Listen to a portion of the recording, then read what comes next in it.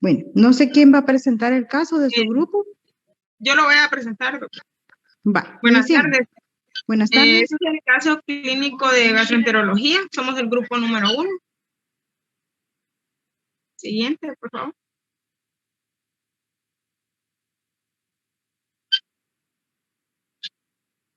Bueno, nuestra paciente es una paciente femenina de 30 años de edad, profesora con historial de dispepsia asociada con la ingesta de café y aguas gaseosas. Desde hace más o menos unos 6 meses fue tratada con Sanandros y Malox, solamente cuando tenía molestias. Hace 2 días tomó aspirina por cefalea, luego de lo cual inició con náuseas, dolor abdominal en epigastrio y mesogastrio. Por lo que consulta, no hay historial de pérdida de peso. Al examen físico, signos vitales normales, halitosis, dolor en epigastrio y mesogastrio, no hay rebote, timpanismo en mi abdomen izquierdo y riego gastrointestinal aumentado y no se palpan masas. ¿Siguiente?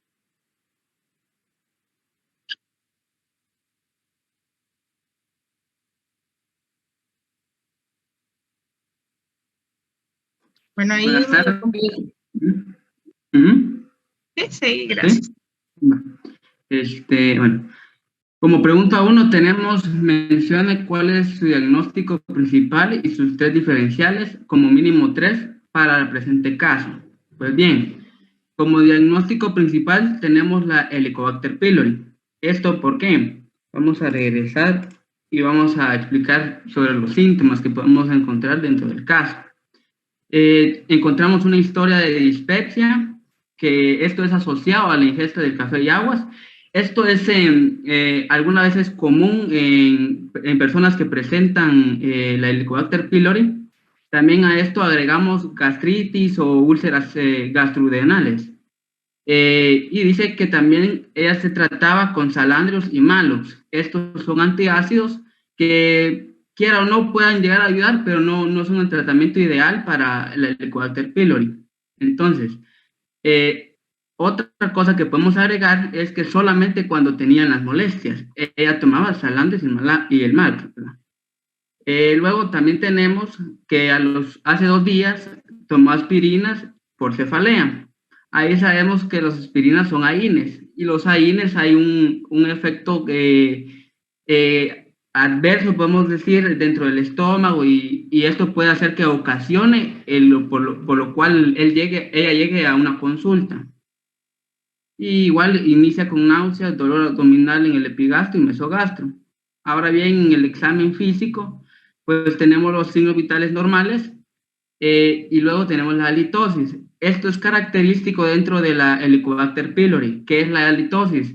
Es prácticamente el mal aliento, podemos decir, ¿no? El dolor epigastro y mesogastrio. No rebote, tenemos un rebote que a la hora de palpar no se siente el dolor a la hora de regresar, ¿no? De soltar. En timpanismo en abdomen izquierdo, podemos decir hipocondrio izquierdo, tenemos un timpanismo donde se escucha como un vacío a la hora de percutir. Ese vacío se escucha porque hay una distensión o un abundamiento de gases que no es permitido salir. Y luego tenemos riesgo de gastrointestinal aumentados y no presenta masas. Por eso mismo pusimos Helicobacter pylori. Dejo a demás compañeras explicar los diagnósticos diferenciales. Solo una intervención. Helicobacter pylori como tal no es un diagnóstico, ¿verdad? Entonces, estoy de acuerdo con la discusión en que pensaron, ¿verdad? Si puede tener una enfermedad péptica secundaria al Helicobacter pylori o una úlcera péptica o duodenal secundaria al Helicobacter pylori, pero poner como diagnóstico Helicobacter pylori, no sé qué le están enseñando en semiología, ¿verdad? Pero eso no es un diagnóstico. Tienen que hacer diagnóstico, es una patología, y el Helicobacter pylori sería la causa o la etiología. Para otra vez, ¿verdad? Para que vayan afinando ahí ustedes. Está bien, doctora. Gracias. Vale. Bueno, continuemos, por favor. Bueno, pues buenas tardes, doctora y compañeros. Yo les voy a mencionar los 3 diagnósticos diferenciales, los cuales son enfermedad por reflujo gastroesofágico, o mejor conocido por sus siglas ERGE, el síndrome de Solling-Ellison. Una disculpa si mi pronunciación está mal. Y la gastritis erosiva. La enfermedad por reflujo gastroesofágico, pues es una enfermedad en la que el ácido o la bilis estomacal irrita el revestimiento del esófago. Y pues como dato interesante, es que cuando sucede más de 2 veces por semana, claramente puede ser un indicio para reflujo gastroesofágico. Cabe resaltar que el alivio que proporcionan los cambios en el estilo de vida y los medicamentos de venta libre suelen ser pues temporales. En el síndrome de Solling-Ellison es una enfermedad poco frecuente por la cual se forman uno o más tumores en el páncreas o en la parte superior del intestino delgado, el cual conocemos como duodeno. Estos tumores son llamados gastrinomas y secretan cantidades de la hormona gastrina, lo que provoca que el estómago produzca demasiado ácido. El exceso de ácido puede causar úlceras, incluso hasta diarrea y pues entre otros síntomas.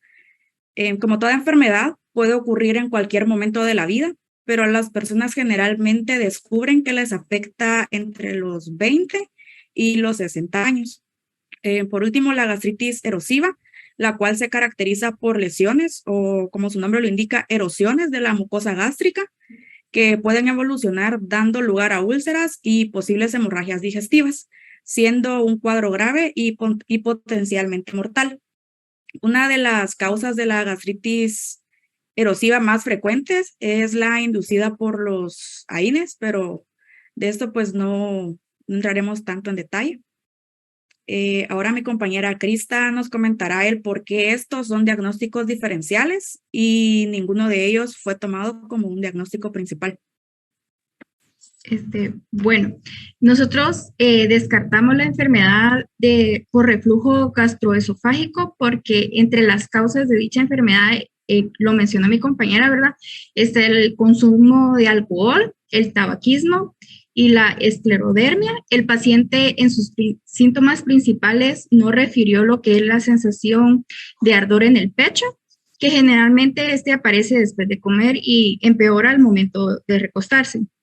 No refirió tampoco sabor amargo o tos seca, acidez estomacal y eructos.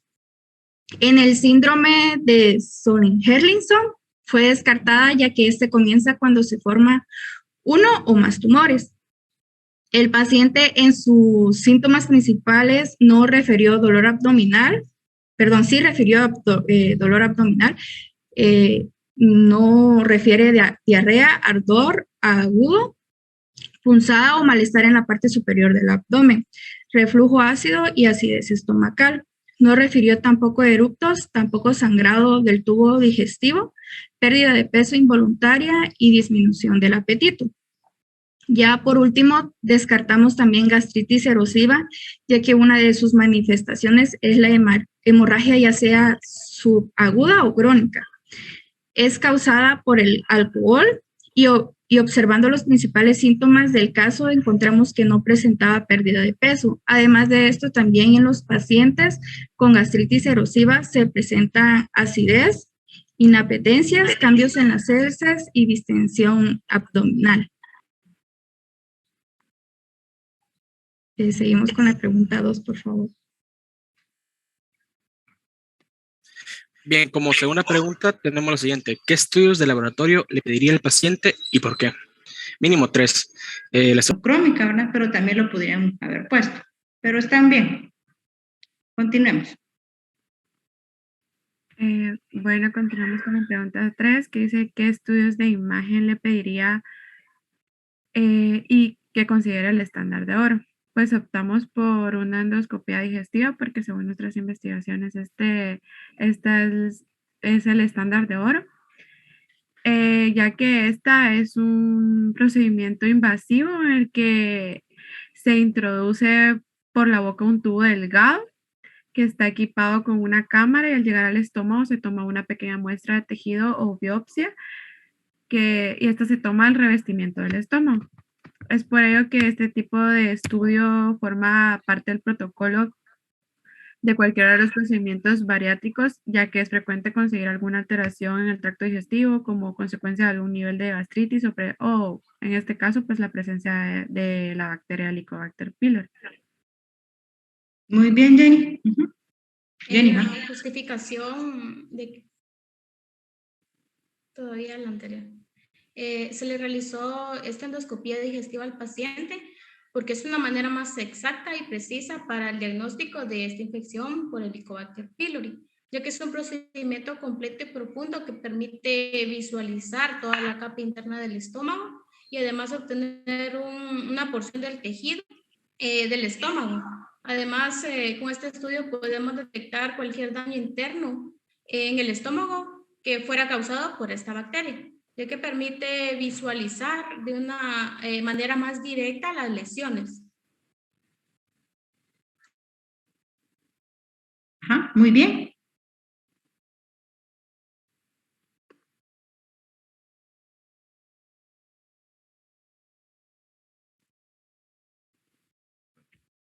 Ahora la pregunta 4. Se le informa que al paciente se le aisló el Helicobacter pylori, describe su terapéutica integral con fármacos de primera línea. Le dejo el espacio a mi compañera Galilea. Bueno, la pauta de primera línea del tratamiento sería con 4 fármacos. En este utilizaríamos un inhibidor de la bomba de protones que sería cada 12 horas, claritromicina de 500 miligramos también cada 12 horas, amoxicilina. Aquí en la diapositiva hubo un pequeño error que se nos olvidó corregir, pero también sería 1 gramo por 12 horas.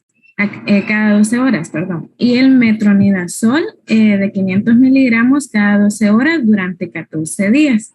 Es importante recalcar que este tratamiento sería en un paciente que no tuviera alergia a la penicilina. En la siguiente pregunta se les va a aclarar qué tratamiento sería en caso de que la paciente es alérgica, ¿verdad?, a la penicilina. Y también si existe un fracaso de un primer tratamiento que incluye la claritromicina, se recomienda una pauta con levofloxacino, que sería también un inhibidor de la bomba de protones cada 12 horas, amoxicilina de 1 gramo cada 12 horas, más la levofloxacino de 500 miligramos cada 24 horas. Y por último, el bismuto de 240 miligramos por 12 horas. Les voy a dejar acá a la compañera que va a seguir. Bien, nosotros le recomendaríamos al paciente cambios en el estilo de vida, evitar consumir alimentos o comidas grasosas que sean picantes, o por ejemplo la gaseosa o el café. Y también nuestra justificación hacia los medicamentos que acá colocamos es que los fármacos de primera línea, según las guías, o sea, que son las primeras opción del médico para erradicar la bacteria Helicobacter pylori, por lo que entre ellos encontramos el bismuto, que es uno de los más utilizados en este tratamiento para encontrarse en la clasificación de los medicamentos de acción a nivel gástrico, pero no por su acción antiácida, sino porque actúa como un antimicrobiano, el cual funciona muy bien en esta bacteria. También se encuentra lo que es el metronidazol, el cual está indicado en infecciones intestinales producidas por parásitos, para infecciones del tracto gastrointestinal, entre otras. También encontramos la tetraciclina, que trata de las infecciones causadas por bacterias, incluido el aparato digestivo. Es por eso que el bismuto, el metronidazol y las tetraciclinas son los más utilizados para el tratamiento de Helicobacter pylori. Bien, hablando sobre la amoxicilina, la claritromicina, las tendríamos en uso para tratar de evitar y prevenir las úlceras causadas por la bacteria, y la levofloxacina se podría utilizar en sustitución de la claritromicina si se llegara a tener resistencia a este fármaco y a prescripto. También podría agregar de que el sucralfato, por ejemplo, la doctora mencionaba de que nuestro diagnóstico principal hubiera sido alguna úlcera, entonces el sucralfato hubiera sido también un buen medicamento, ya que actúa como un revestimiento de la mucosa gástrica y así poder ir tratando las úlceras que el paciente pudiera presentar. Muy bien, excelente. Y si fuera alérgico a la amoxicilina, entonces, ¿con qué lo cambiaríamos la amoxicilina por qué otro fármaco? Allá ya se utilizaría lo que es el bismuto de 120 miligramos cada 6 horas o 240 miligramos cada 12 horas o más tetraciclinas, que sería la doxiciclina, de 100 miligramos cada 12 horas, el metronidazol 500 miligramos cada 8 horas y con una duración de 10 a 14 días. Que también agregaría de que, por ejemplo, en el congreso en el que estuvimos hace un mes, creo yo, una de las presentaciones nos mencionaban de que de 10 días no era tan recomendable dejar el tratamiento para Helicobacter, ya que no se encontraba un estudio claro de que la bacteria terminaba de erradicarse en ese tiempo, pues sino que a los 14 días ya era una erradicación completa, por eso es que era mejor de 14 días. Muy bien.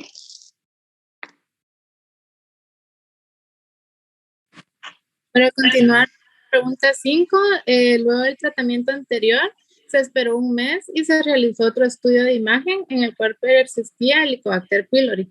¿Qué otra alternativa de tratamiento daría y por cuánto tiempo, considerando la posibilidad que en algún esquema el paciente sea alérgico a la penicilina? Mi compañera Dalia va a continuar.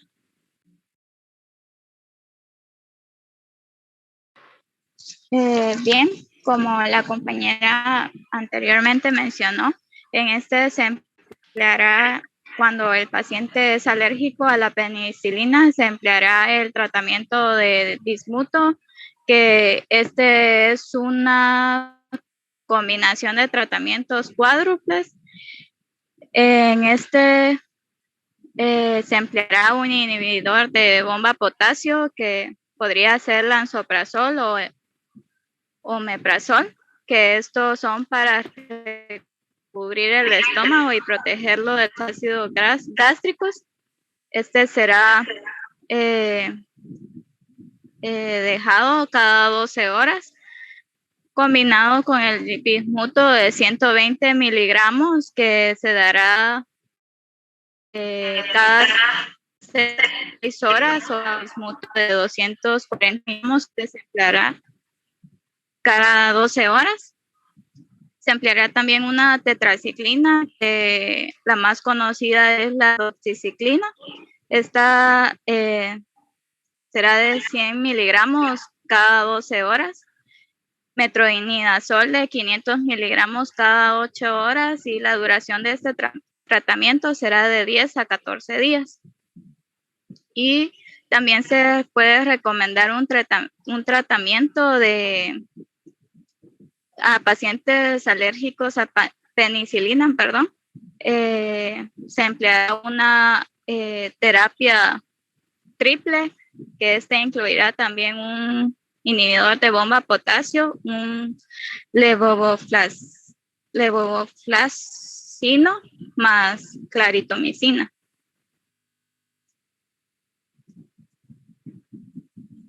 Muy bien. Gracias. Bien, una pregunta que no se las puse yo ahí en la guía, pero como ahorita vemos bastantes, ¿verdad?, en el grupo, entonces quiero de que me dicen a ver qué piensan. Los inhibidores de bomba de protones regularmente, la mayoría en el tratamiento del Helicobacter pylori los utilizamos cada 12 horas, como ustedes lo colocaron. En la terapia triple, por ejemplo, ¿verdad? Si yo, de los inhibidores de bomba de protones, ¿qué diferencia habría si yo le dejo lansoprazol o le dejo esomeprazol al paciente? En la terapia triple, ¿igual lo dejo cada 12 horas? ¿O qué recomendación darían ustedes según su literatura?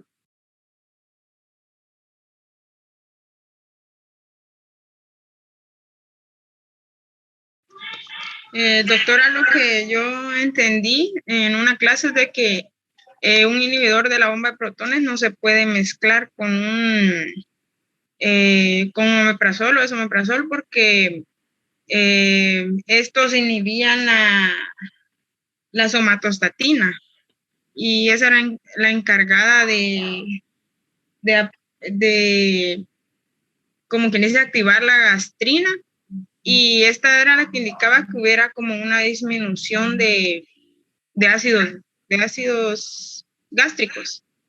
Y entonces prácticamente no haría ningún efecto el dar un inhibidor de la bomba, porque este solo actuaba cuando había producción de ácidos.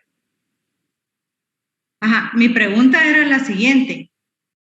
¿Qué diferencia hay, o si no hay diferencia en el tratamiento de utilizar lansoprazol versus esomeprazol para el tratamiento del Helicobacter pylori? En la terapia triple.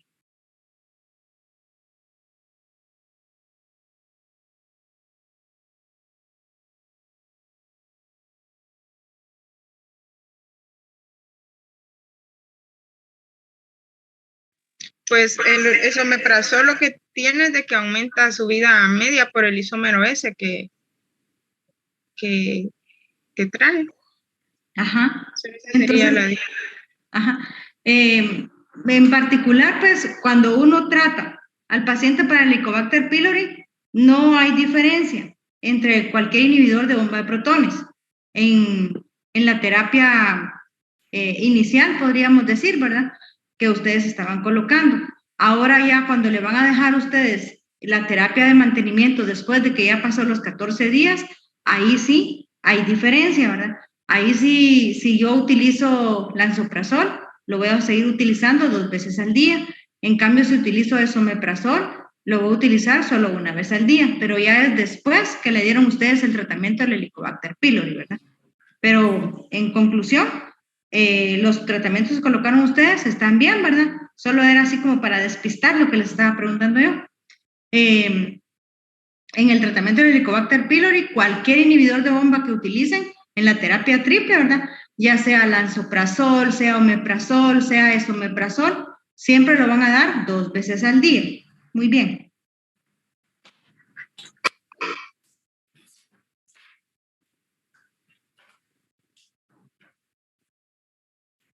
Bien, buena tarde. Continuando con el tema, toca la pregunta número 6, la cual consiste en describir el mecanismo de acción de los fármacos utilizados. Buenas tardes. El primer medicamento que voy a describir es la claritomicina. Este ejerce su acción antibacteriana por interferir la síntesis de proteínas en las bacterias sensibles, y esto ligando a las subunidades 50S ribosomal. Y como ya explicaron los demás compañeros, estas se usan para poder eliminar el Helicobacter pylori, porque la bacteria puede causar úlceras. El segundo fármaco es las inhibidores de la bomba de protones.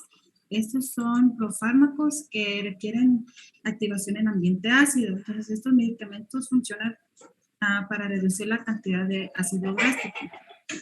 Después de la absorción, en la circulación sistémica, se difunde en células parietales del estómago, y se acumulan los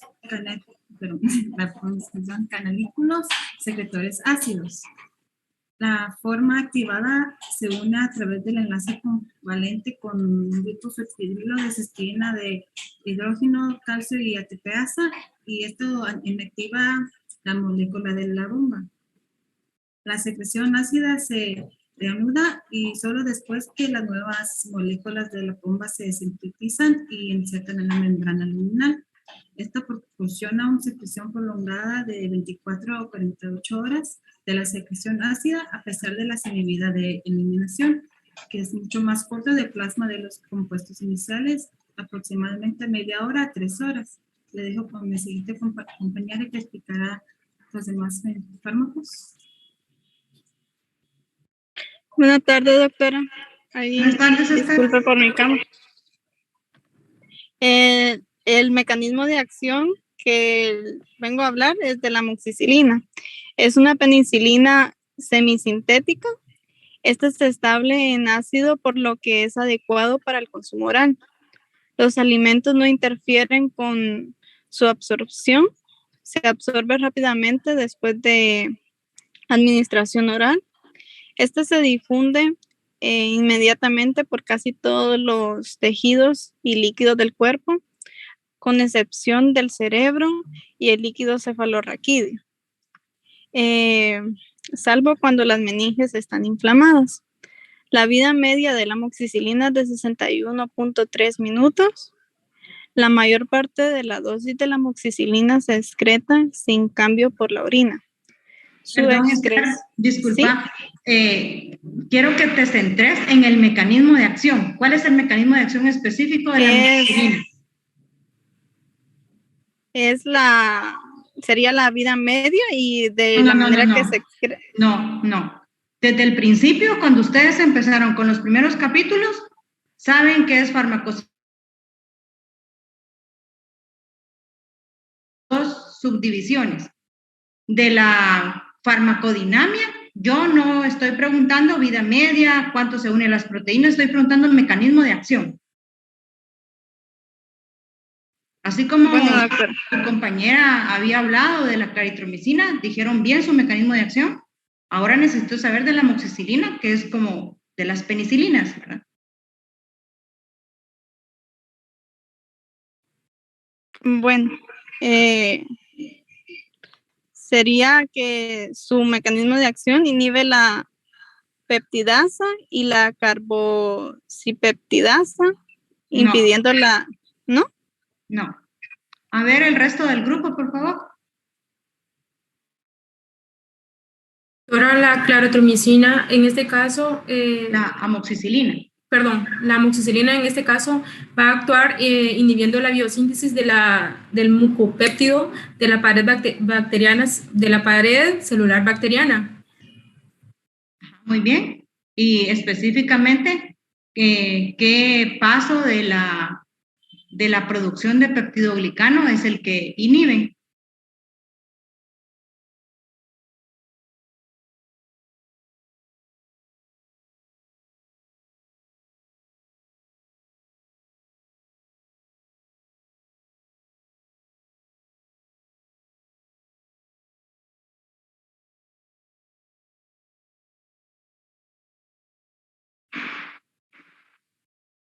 Va a inhibir la enzima transpeptidasa.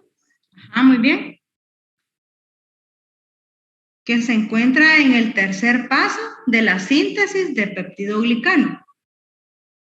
Sí, específicamente a nivel del enlace covalente, ¿verdad? Que tiene ahí en el anillo betalactámico, ¿sí? Y yo sé de que no hemos visto todavía antibióticos, pero esto igual está en su libro, ¿verdad? Entonces, como les dije anteriormente, el trabajo es en grupo, la nota se pone en grupo, por lo tanto, aunque ustedes se dividan las preguntas, júntense, ¿verdad? Antes de entregar un trabajo y miren, ¿verdad? Ay, mira, yo no estoy de acuerdo con esta respuesta, ¿verdad? Mira, yo encontré tal cosa, ¿sí? Porque no es justo que por una respuesta se les baje a todo el grupo cuando hay otros de que sí encontraron bien y más específico la respuesta, ¿verdad? Entonces, siempre revisen su trabajo antes de entregarlo. Bueno, por hoy se las voy a poner buena, ¿sí? Porque ahí hubo alguien que salvó ahí al grupo. Muy bien. Ahora el mecanismo de acción del metronidazol.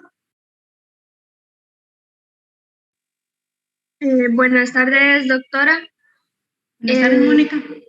El mecanismo de acción del metronidazol, pues este es un profármaco que se debe activar con organismos sensibles que ejerce sus efectos citotóxicos a través de la producción de los radicales libres, que es un efecto bactericida rápido. Es un efecto, es activo frente a la mayoría de las bacterias anaerobias estrictas. No tiene actividad sobre los virus, hongos ni bacterias aeróbicas facultativas. El metronidazol pues presenta una concentración de 35 mililitros con una dosis en la infusión intravenosa. A ver, Mónica, entonces recalco otra vez, mecanismo de acción completo. Dijiste que era un profármaco, que se convierte en qué? Yo pienso que es la modificación de la producción de los radicales libres. Su mecanismo Tú piensas. Yo quiero que me digan qué encontraron en la literatura, no lo que ustedes piensan. En su libro está.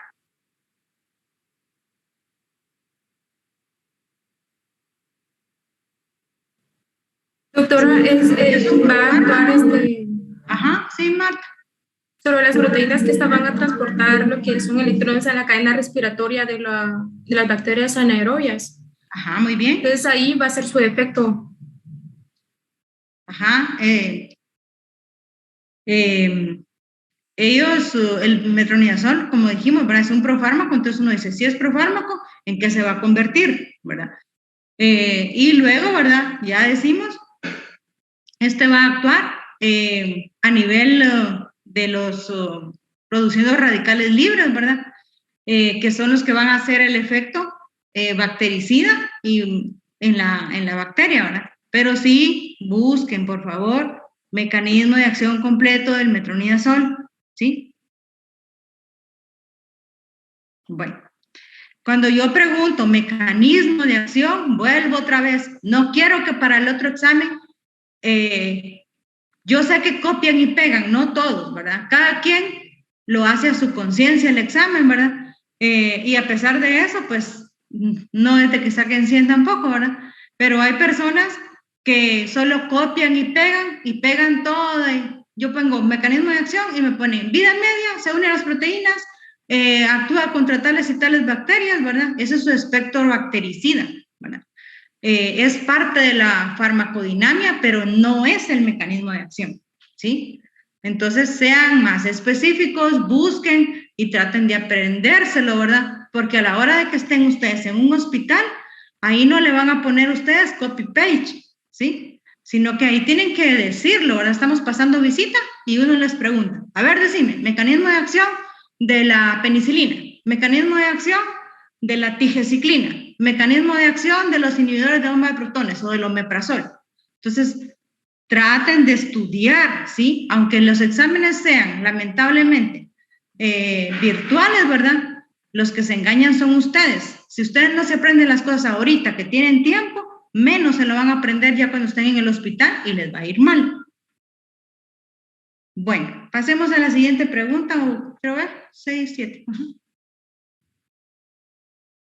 Bien, la pregunta 7 dice, mencione 3 complicaciones que pudiese tener el paciente con Helicobacter pylori.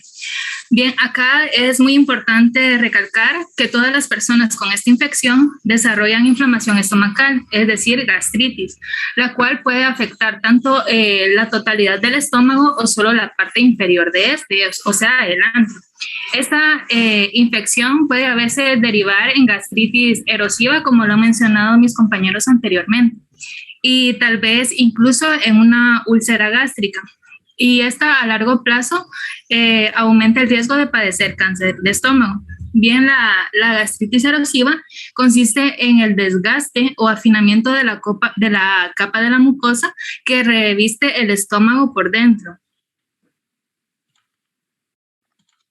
Otra complicación también que puede haber por el Helicobacter pylori, como mencionó también la doctora al principio, es una úlcera péptica, ¿verdad? O una gastroduodenal, que esta es debida a que la Helicobacter pylori va a aumentar la producción de ácido y de toxinas en el estómago y va a alterar sus defensas.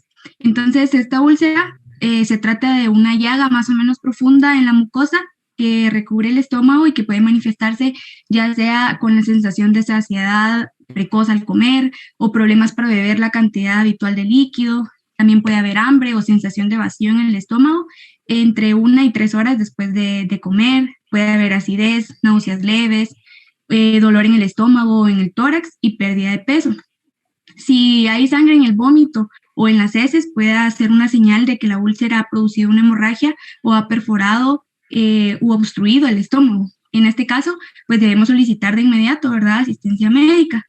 Y por último, aunque esto es un poco menos frecuente, la infección por Helicobacter pylori también puede llevar a desarrollar ciertos tipos de cáncer gástrico. Unos de ellos pueden ser un linfoma gástrico mal o también llamado linfoma gástrico de tejido linfoide asociado con la mucosa, que este es un tipo común de linfoma no Hodgkin que se caracteriza por la multiplicación lenta de linfocitos.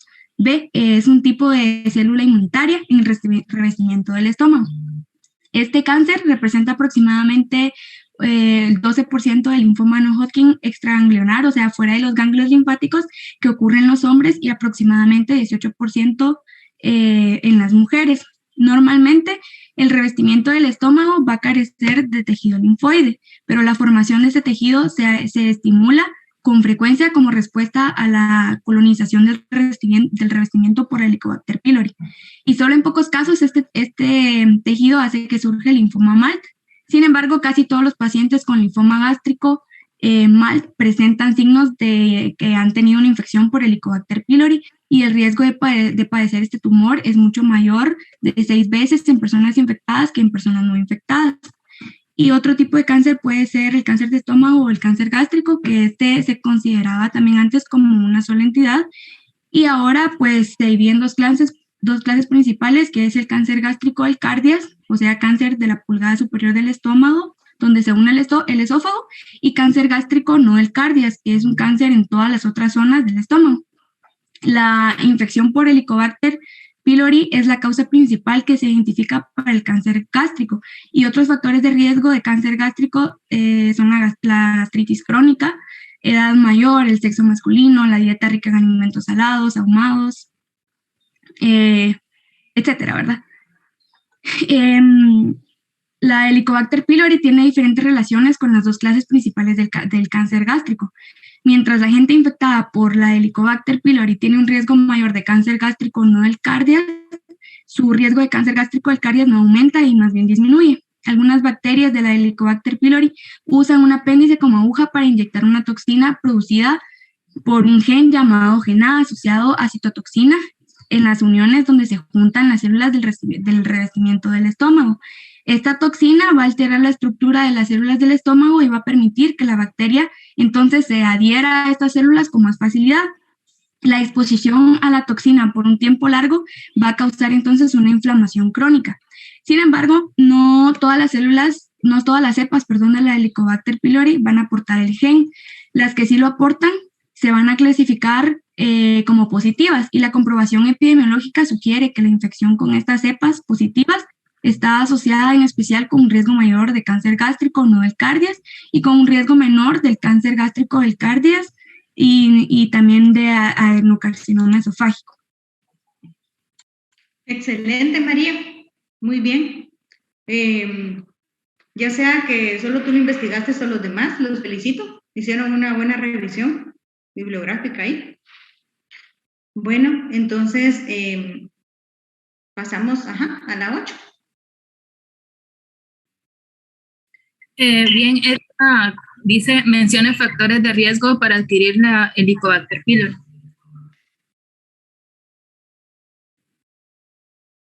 Buenas tardes a todos. Los factores de riesgo para la infección por Helicobacter pylori involucran características socioculturales, económicas, prácticas higiénicas inadecuadas, ¿verdad?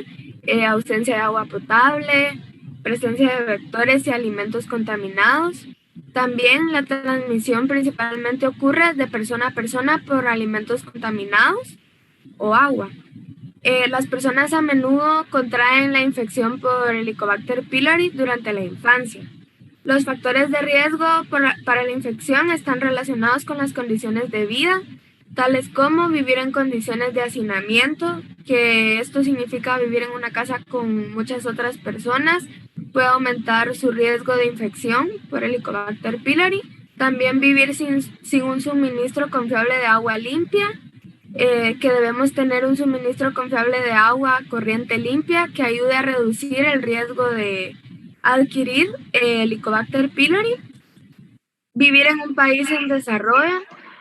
Las personas que viven en países en desarrollo tienen un mayor riesgo de infección por Helicobacter pylori. Esto puede deberse a que las condiciones de vida hacinadas e insalubres pueden ser más comunes en los países en desarrollo. También tenemos vivir con alguien que tiene una infección por Helicobacter pylori. Es más probable que tenga una infección por Helicobacter pylori si vive con alguien que tiene una infección, ¿verdad? Gracias. A ver, Crista, no te vayas.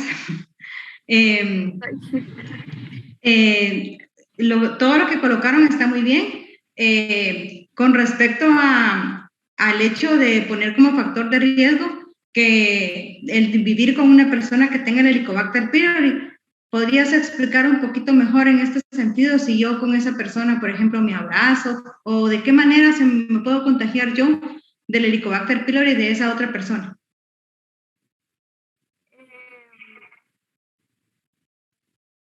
¿Por alimentos contaminados, doctora, o por el agua?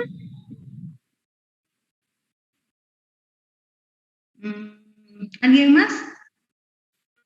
Pues también por la saliva o material fecal, ya sea que, como siempre, las partículas no necesariamente tienen que ser como que dice un contacto directo con el material fecal, sino que con algunas simples partículas que hayan volado y hayan caído en algún alimento, o por ejemplo, fueron al baño y no se lavaron las manos. Ya es muy bien, Marlene. Entonces, como tú dijiste, lo más frecuente es la saliva, ¿verdad? Entonces, en la saliva está el Helicobacter pylori de una persona que esté contaminada, ¿verdad? Entonces, si nosotros, por ejemplo, compartimos un pachón, una pajilla, una taza, un vaso, en el mismo momento que nosotros tomamos y lo compartimos con los demás o una botella, ahí podemos contagiar a la otra persona, ¿verdad? O igual de darle con la misma cuchara que uno está comiendo, ¿verdad? Entonces, lo otro es muy poco probable porque pues la cantidad del inóculo es muy pequeña, pero si por ejemplo, con las moscas, ¿verdad? El hecho de que la mosca estuvo en un lugar donde no tienen buen manejo de excretas, ¿verdad? Entonces, la gente va a hacer sus heces al aire libre y esas mismas moscas luego se paran en nuestros alimentos, ¿verdad? Aunque la cantidad del inóculo sea pequeña, sí se ha comprobado que es otra vía también de adquirir el Helicobacter pylori, ¿verdad? Siempre por la vía fecal oral y la saliva, ¿verdad? Entonces, decirle, ¿verdad?, a la gente de que no comparta, ¿verdad? Puede utilizar la misma taza media vez si ya la lavó con agua y jabón, ¿verdad? Porque tampoco es de decir, mire, siempre tiene que tener su taza aparte, ¿verdad? La utilizar, pero media vez ya la haya lavado, ¿verdad? No compartir en ese mismo momento que yo ya tomé ahí y en ese momento, ay, dame un traguito y compartirlo, porque ahí es donde estamos pasando, ¿verdad? La bacteria. Muy bien. Doctora. Sí. Disculpe, yo no recuerdo en dónde leí, pero una vez leí que, por ejemplo, así como en las comunidades, la vía más común, como no tienen buena higiene, pueden ser la vía oral con las heces. Ajá. Eso, que si es verdad que en las comunidades puede darse más común esta vía que por saliva. Pues en realidad son las dos, porque si ustedes durante su entrevista, ¿verdad?, con la mamá o con el paciente, ¿verdad?, uno le dice, mire, y usted, por ejemplo, a veces donde usted toma toma a su hijo o su esposo, ¿verdad? Sí, nosotros compartimos, ¿verdad? Entonces, las dos vías son importantes, ¿verdad?, de transmisión. Tanto la vía fecal oral a través de nuestras manos que estén contaminadas, que no haya una buen lavado de manos, como también los malos hábitos, que entraría también pues, del estar compartiendo las cosas que como que, no sé, hay, bueno, en los países desarrollados de plano no lo hacen porque pues ellos ya saben todos estos factores de riesgo, ¿verdad? Pero nosotros aquí ya desde chiquitos ustedes van a ver en las aldeas, en los hospitales o inclusive detrás de nuestra familia, en las abuelitas, que tienen la mala costumbre a veces que se mira feo, pero no es que me lo esté inventando, ustedes van a ver de que en los bebés, cuando están pequeñitos, en su lactación, ¿verdad? La introducción de alimentos, viene la mamá, mastica el alimento, si es tortilla, por ejemplo, se lo saca de la boca y se lo da así, como ya machacado, ¿verdad? Al niño, en la boca con los dedos, ¿verdad? Uno lo mira en el hospital y uno dice, ¡ay, qué asco!, ¿verdad? Entonces, como que fuera, ¿qué les digo yo? Un pájaro, ¿verdad? Que mastica y de ahí le da en el piquito al pajarito, ¿verdad? Entonces, nosotros tenemos muy malas costumbres, ¿verdad? Lamentablemente, y la gente, uno le dice, mire señora, ahí está la cucharita, con la cucharita dale de comer a su bebé, y al rato que uno se da la vuelta, otra vez con los dedos está ahí, ¿verdad? Bueno, gracias. Gracias a ustedes. Entonces, ahí terminamos la 9. Pues bien, continuando con la pregunta número 9, acá nos dice que tenemos que describir 3 características físico-patológicas del Helicobacter pylori. Una de ellas son los cambios del epitelio gástrico, la infección e inflamación y la gastritis crónica que mi compañera va a continuar explicando. Arlet y los demás, el Helicobacter pylori microbiológicamente, ¿cómo lo clasifican? ¿Qué tipo de bacteria es? ¿Será gram positivo? Es gram negativo, es un gram negativo. ¿Será coco? ¿Será bacilo? ¿Será cocobacilo? ¿Qué será? ¿Espiroqueta? Tengo entendido que es un gram negativo. Se puede presentar en forma de coco. Todos están de acuerdo con la respuesta, ¿verdad?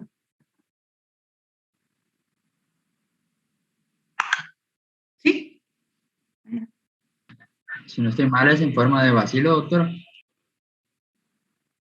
A ver, que voten, Ronald. ¿Qué dice la mitad del grupo?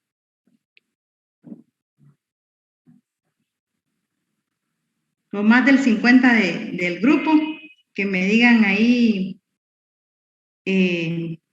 cómo se clasifica la bacteria del Helicobacter pylori. Pues su forma es espiral, ¿verdad, doctora? La forma del Helicobacter. Ajá, es un bacilo helicoidal gram negativo, ¿sí? No es un coco.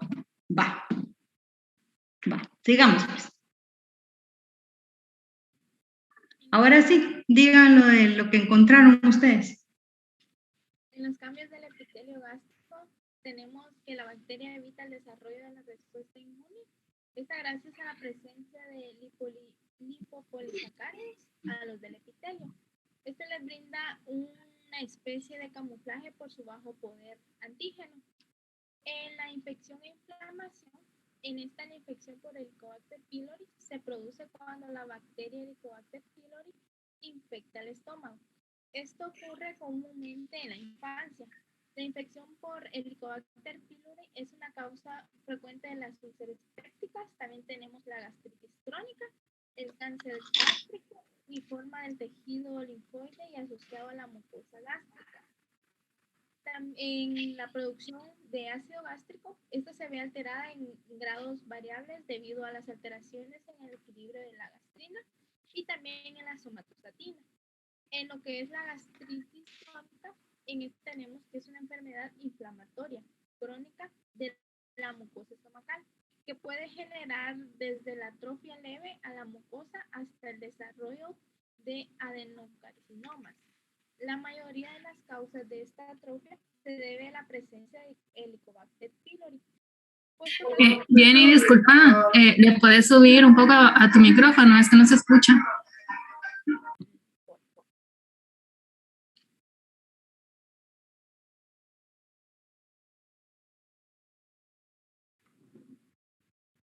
¿Y ahora? Ahora sí. Pero sí te escuchamos, solo que más bajito, ¿verdad? Pero sí se escucha. Disculpa, doctora. No tengas pena. Crónica. Ajá. Dijimos que esta es una enfermedad inflamatoria crónica de la mucosa estomacal. Voy a volverlo a repetir por si no se escuchó. Que puede generar desde la atrofia leve de la mucosa hasta el desarrollo de adenocarcinoma. La mayoría de la causa de esta atrofia se debe a la presencia de Helicobacter pylori. Esto puesto a que la respuesta inflamatoria desarrollada esta induce la apoptosis del epitelio gástrico. Y también tenemos de que la gastritis crónica se caracteriza por estar eritomatosa, con pliegues aumentando de tamaño en un comienzo. También que estos suelen volverse aplanados y finos por el mencionado daño epitelial.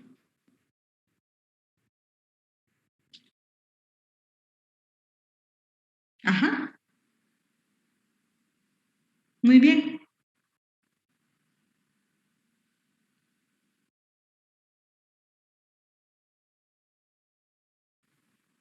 Doctora, y a nivel fisiológico también podríamos hablar que hay una alteración de la somatostatina.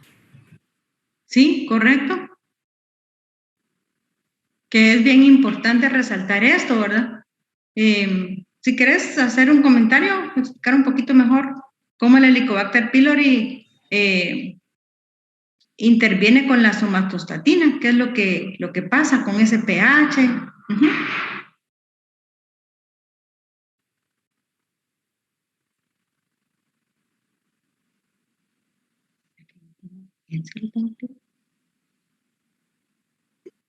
Doctora, lo que veo es que el Helicobacter, y al inhibir la somatostatina, inhibe la secreción de gastrina,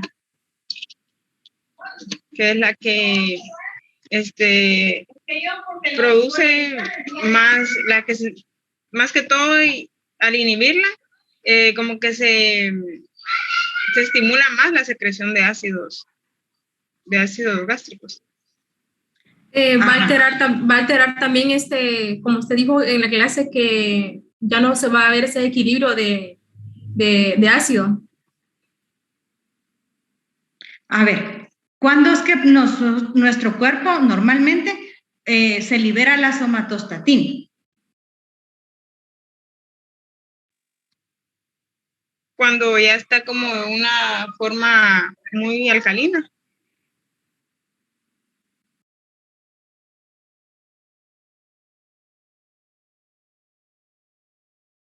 Yo creo que es cuando está con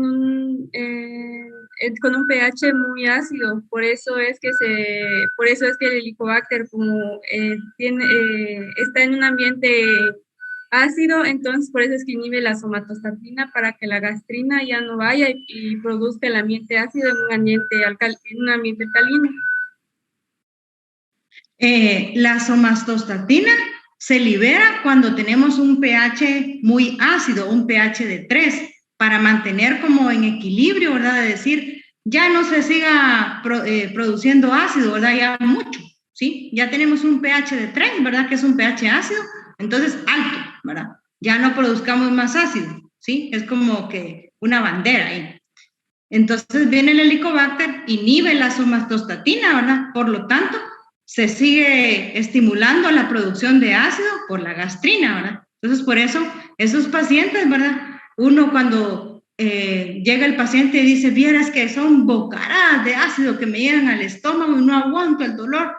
Entonces, uno dice, bueno, sí puede tener su dispepsia, puede tener Helicobacter pylori, y que eso le esté causando esa dispepsia, ¿verdad? Y le dicen, fíjese que tomo ranitidina y un día me alivió y de ahí otra vez yo sigo con esas molestias. Entonces dice, bueno, ¿por qué está produciendo tanto ácido? Una causa puede ser lo del Helicobacter pylori, ¿verdad? Porque ya rebasó nuestros mecanismos compensatorios, ¿verdad? Porque inhibe la producción de la somastostatina. Y otra causa, como ustedes dijeron, podría ser el Zollinger Ellison, ¿verdad? Que tuviera un tumor y eso sea la causa de la gran producción de ácido también. ¿Sí? Pero como dijeron, el Helicobacter pylori inhibe la somatostatina. La somatostatina es como un buffer, como una bandera, que en situaciones normales, ¿verdad? Se activa cuando llega un pH de 3, dice la somatostatina, bueno, hasta aquí llegamos, ¿verdad? Más ácido ya no, porque están dañando al estómago, ¿verdad? Entonces el Helicobacter pylori, al inhibir a la somatostatina, nuestro cuerpo se sigue estimulando la gastrina, ¿verdad? Y entonces sigue produciendo más ácido, ¿sí? Esa es la fisiopatología.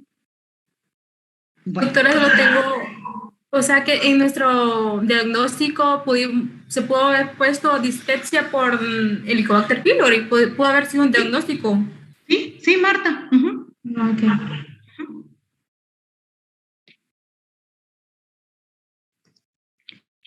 En la pregunta número 10 nos pide colocar qué indicaciones le daríamos al paciente antes de repetirse la prueba del Helicobacter pylori y la terapia integral después de que termine el tratamiento antibiótico. Bueno, acá para empezar, para que nosotros podamos diagnosticar el Helicobacter pylori, el médico le puede pedir al paciente 4 pruebas, como ya las mencionaron anteriormente mis compañeros. Una es la prueba de aliento, la prueba de antígeno en heces, la prueba en sangre y la biopsia. Pero como indicaciones generales, acá tenemos que se le va a pedir al paciente que no coma ni beba nada por un periodo determinado de tiempo. No debe tomar antibióticos ni medicamentos que contengan bismuto como peptobismol durante un mes antes de la prueba. No debe tomar inhibidores de la bomba de protones durante 2 semanas antes de la prueba y tampoco debe tomar antihistamínicos, inhibidores de los receptores de histamina como Pepcid o Tagamet por 24 horas antes de la prueba.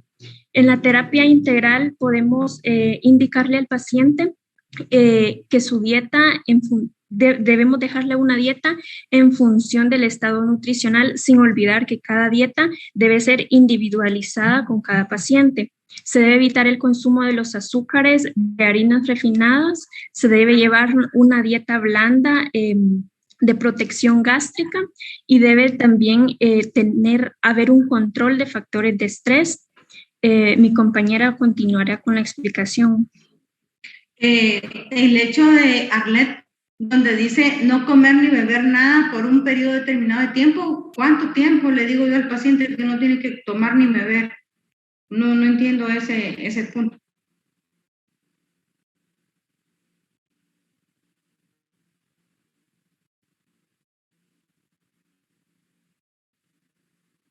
¿Tenés el micro apagado, Arlet?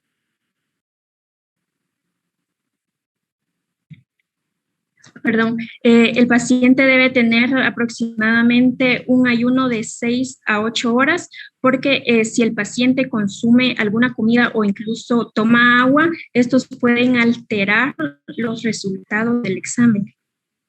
Pero para hacer, por ejemplo, ¿qué tipo de examen? ¿De la ureasa o un antígeno del Helicobacter pylori?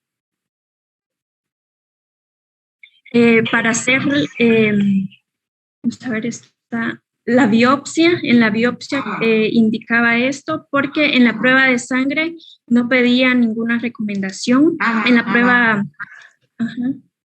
Muy bien, Arlet. Si es que eso dije yo, no le van a pedir al paciente de siempre que esté en ayuno, ¿verdad? Si es la endoscopía con biopsia, ahí sí estoy de acuerdo. Sus 6 horas de ayuno.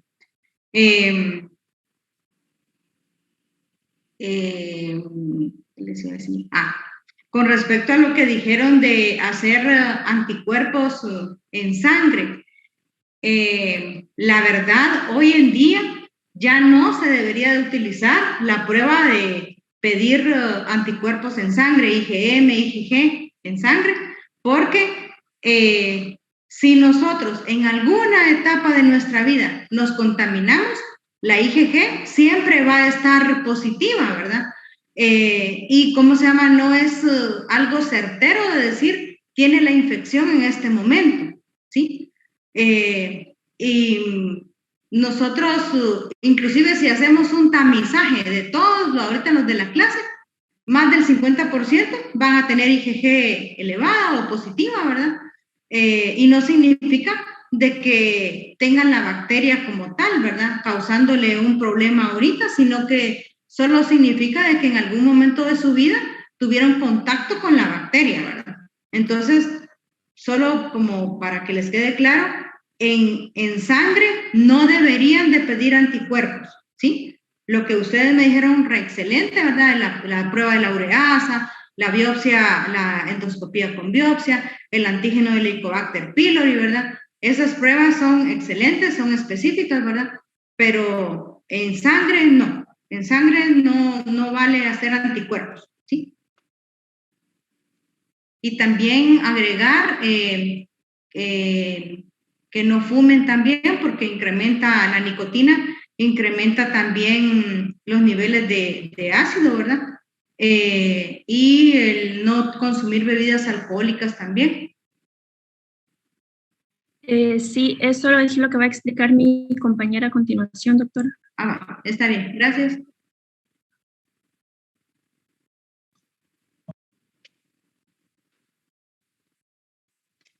Es que a ustedes sí les tocó el largo.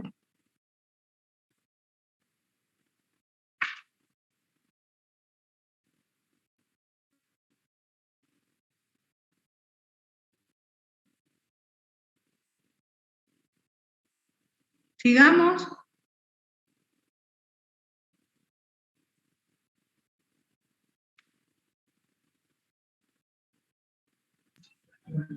Sí, buenas tardes. Con respecto a la dieta blanda, esto es para que también se le llama una dieta de protección gástrica, y esto es para reducir la irritación o la inflamación de la mucosa intestinal. También, aparte de evitar el consumo de los azúcares y harinas refinadas, se recomienda que incremente el consumo de las verduras y frutas y también el consumo del agua. También tiene que controlar los factores del estrés, como dice ahí, también el sedentarismo, el alcohol o el tabaco, ya que estos factores aumentan o favorecen la recurrencia de los síntomas a pesar del tratamiento.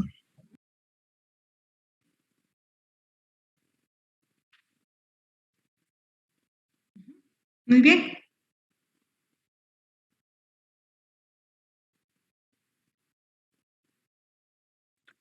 Ya por último, en el caso de que la paciente hubiese iniciado con una hemorragia gastrointestinal superior, mencioné 2 medicamentos que le hubiese prescrito. Nosotros llegamos a un acuerdo de recetarle omeprazol en dosis de 80 miligramos en bolo intravenoso con infusión continua de 8 miligramos por hora durante 72 horas.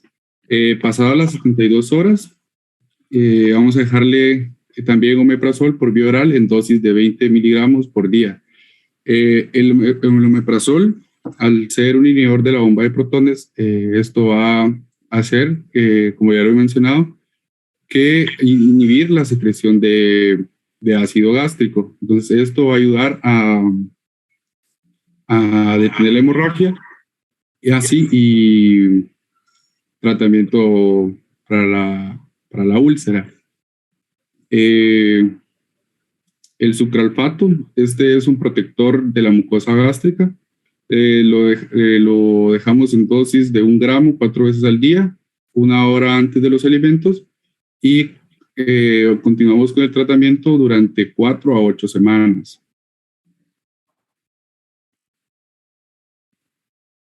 Y eso es todo. Está bien, solo la dosis que coloca el libro no es con omeprazol directamente, sino que con esomeprazol, ¿verdad? La dosis ahí está bien, 80 miligramos en bolos, a pasar en 30 minutos. Y lo del sucralfato está bien también, la dosis. Solo aclarar que no es omepra, sino que es esomeprazol. Bueno, chicos, gracias por... Solo, ahí le pueden componer nada más eso. Los felicito a todos, ¿verdad? La mayoría pues puso bastante interés en el caso clínico. Me gustó de que escucharlos, ¿verdad? Porque el hecho de solo calificar así informes no es igual que estar discutiendo. Y así todos hacen ver las observaciones y aprendemos más. Lo único que pues sí lleva más tiempo, ¿verdad? Entonces, solo me hacen un favor de, me mandan, bueno, como yo igual, como me lo mandaron por Classroom, el informe, ¿verdad? Entonces, ahí les va a aparecer su nota. Tienen 90 puntos de 100, todos, todo el grupo. Sí. Gracias, doctora. Gracias, doctora. Gracias, doctora. Gracias, doctora. Bueno, que pasen feliz tarde, chicos. Gracias igual, doctora. Gracias. Doctora.